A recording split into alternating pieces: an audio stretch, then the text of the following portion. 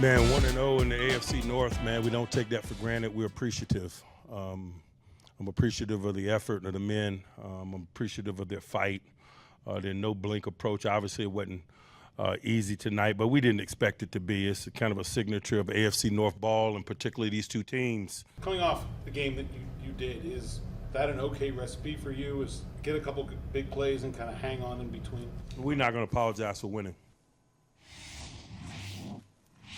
Listen, Liv Moods. It doesn't have to be National Poetry Month, which is April, for me to appreciate the poetry, the pure poetry of one Mike Tomlin. I want to hear what Mike Tomlin has to say about anything. I want to hear him talk about football. I want to hear him talk about his neighborhood. I want to hear him talk about washing the dishes, taking out the trash. I want to talk about Mike Tomlin on basketball. Mike Tomlin on whatever it is, I just want to listen to what he has to say, because I would much rather, I don't know about you, Liv. By the way, welcome to the show. Welcome again. Thank always you. Good to see you. Glad to be here, always. I would much rather, if I'm being honest, I'd much rather listen to Mike Tomlin than last night watch the Browns and Steelers. Oh, for sure.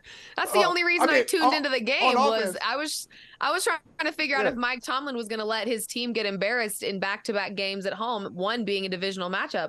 That's why I watch. I watch for Mike Tomlin. What is he cooking up? What's he going to do? How's he going to get this team back in order at halftime?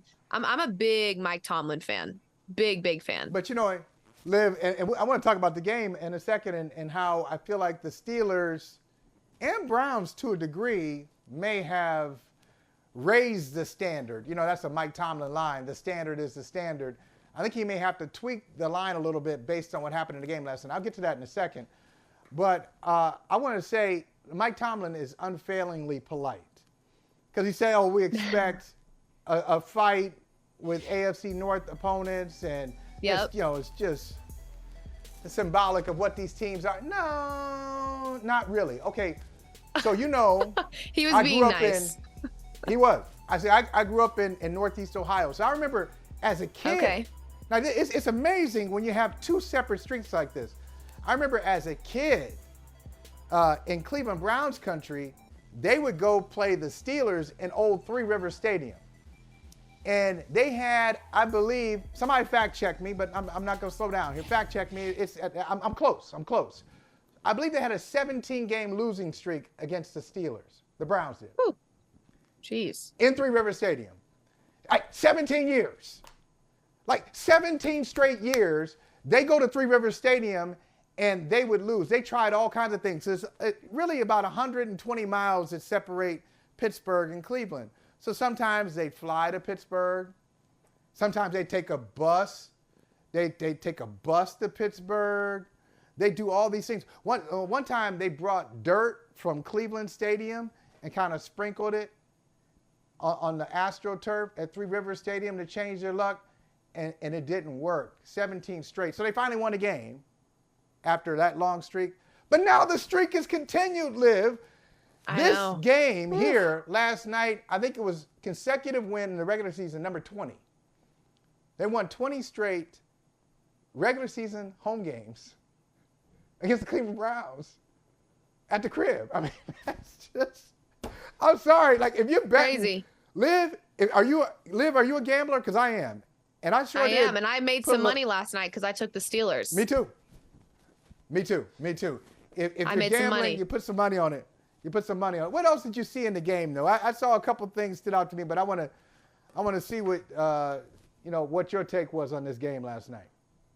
I mean, maybe not to the same extent or the same degree, but what I felt a little bit is probably, or what I watched is kind of similar to how I feel as a Broncos fan. I'm just going to throw a number at you. $230 million guaranteed, I might add.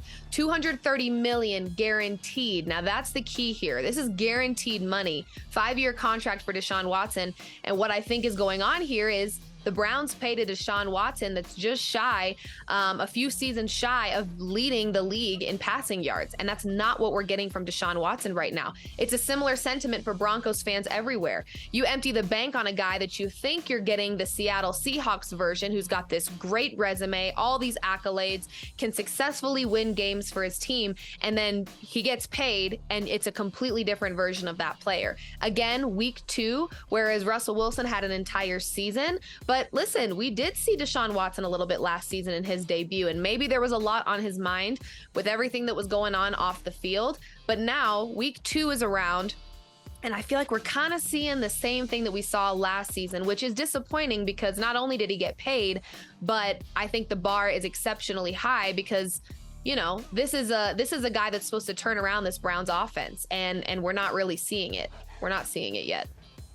I think, Liv, I'm glad you brought that up because my point about the Steelers can wait for a second because I want to get here. I'm glad you brought this up, Deshaun Watson.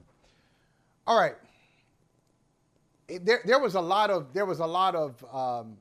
interest in Watson when he was still on the Houston Texans roster, and I think one of the most destructive things for him, I'm talking about on the field, because he's got his own issues, and we know about his issues off the field, and they are problematic in their own right. But on the field, I think one of the most destructive things for him was being on that Texans roster and not playing a game. Being healthy, not playing a game. They didn't trade him. They paid him. He was there watching the Texans have a mediocre season, and he wasn't playing football. And he was a man without a country. He was not really committed. He wasn't committed to the Houston Texans. He had places he wanted to go. We kept hearing Miami. He wanted to go play for the Dolphins. We heard about Atlanta. We didn't hear about Cleveland. Cleveland became a factor because of that number that you mentioned, $230 million. And so they went all in. A lot of money. They were willing to do something. They were willing to do something for Deshaun Watson that nobody else was willing to do. They upped the ante for him. And they got a guy.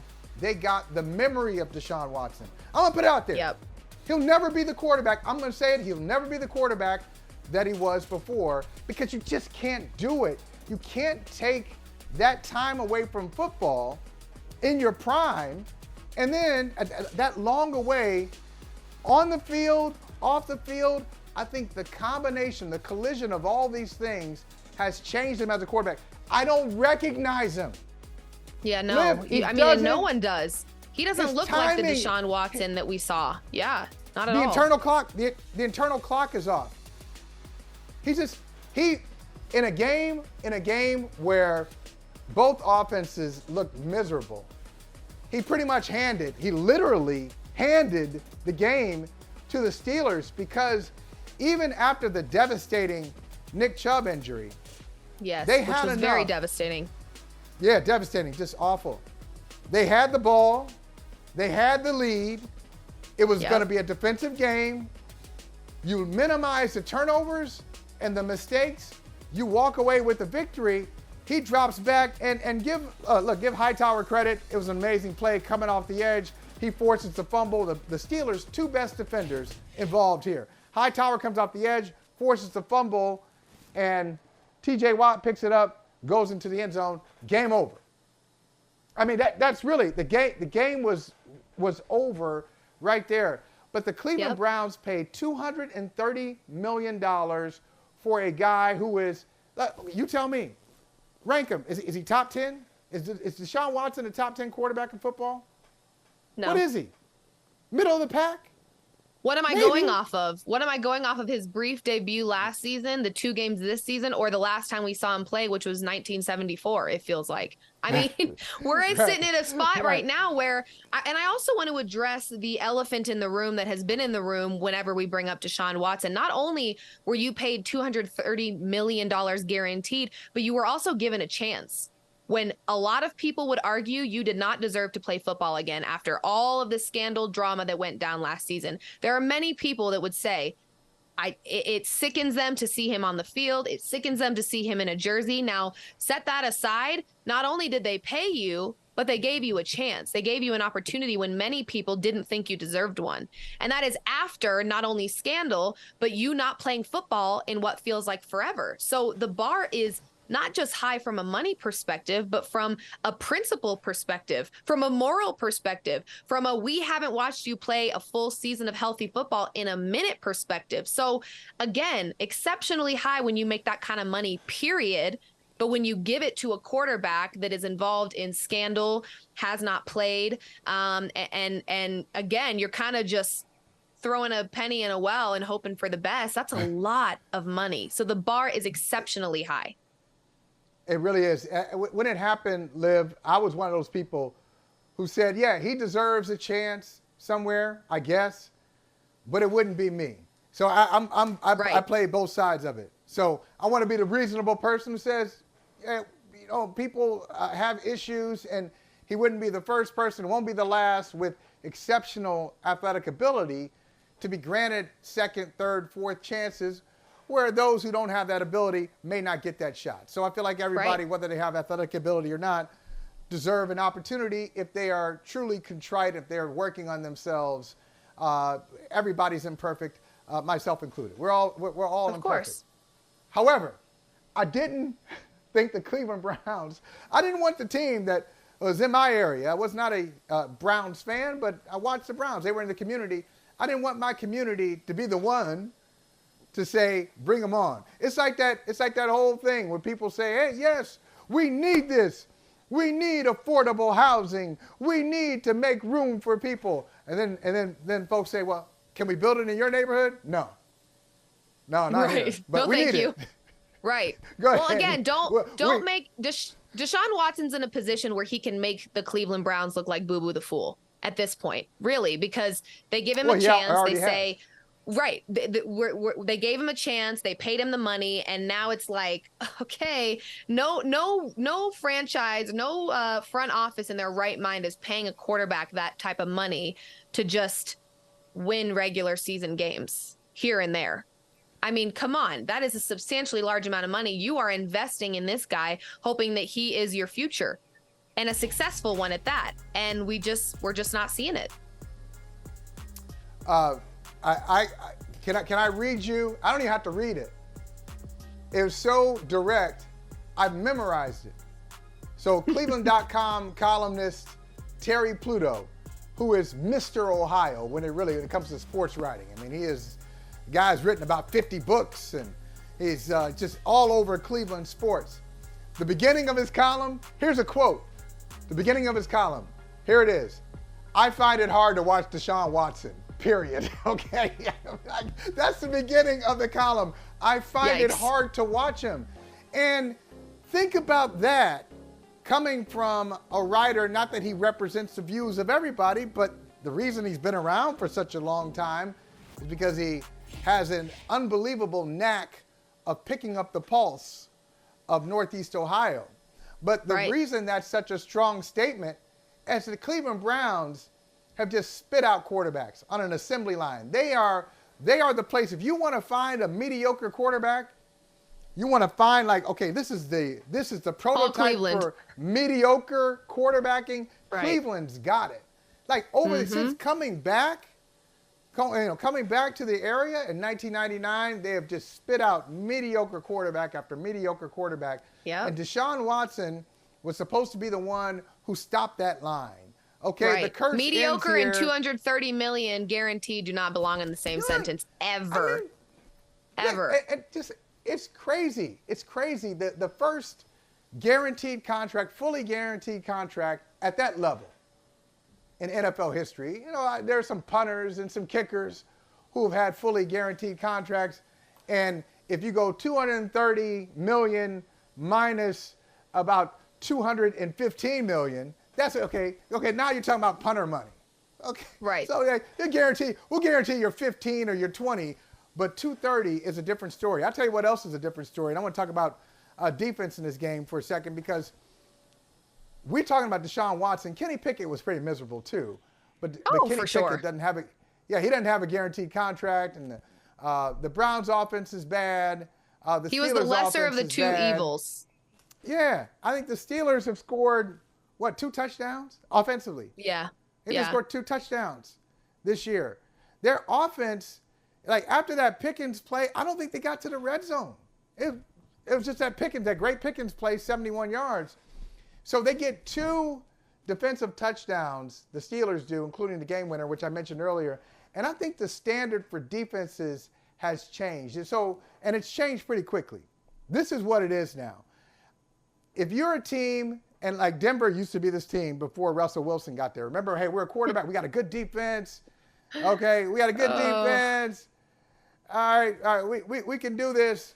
We got Vic Fangio as a head coach, defensive-minded head coach. We're going to keep it close. If we just get a quarterback, that's enough. We're good. Us. No. That's where we went old wrong. School. And that was just a couple years ago. That's old school. You know what the new school is? Your defense, it's not enough for your defense. You listen to me, New York Jets? This is your path to winning. It's not enough for your defense to keep it close and to give up 14, 15 points a game. You better score. When you got offenses like this, you better score. And is that sustainable? I don't know. But you can't say you're an elite defense if your defense doesn't score.